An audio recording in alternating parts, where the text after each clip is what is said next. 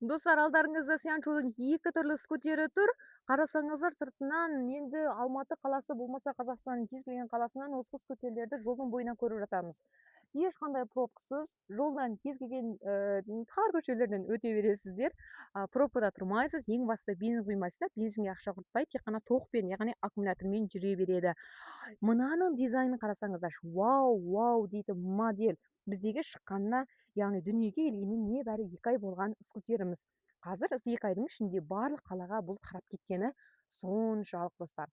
Бұлардың моторы 1500 ватт, достар. Ойлаңыздаршы, мына скутерге 1500 ватт деген көп емес па? Әрине, өте керемет жоғарғы сапада жасалынған. Кімге керек? Астыңғы жақтағы номерге хабарласыңыздар. Жазда біреуін айдап көріңіздер. Одан кейінгі, бұны егер күйеулер айдайтын болса, бұны әйелдерін алып беріңіздер. Қасыңызда фар болып жүрсін. Енді бұл танк деген модель. Арт жағына баласын, алдына өзін отырғызып алады. Бұл жерде экран орналасқан, аккумулятор, жылдамдық барлығын тексеріп отыра алады. Және скоростан үшеуі бар. Алдыңғы жағынан қараңыздар, түнде де қорықпай, кез келген ауылға немесе магазинге бара береді. Өйткені бұның фары LED. Ал кімге қай модель ұнады? Жазып беріңіздер.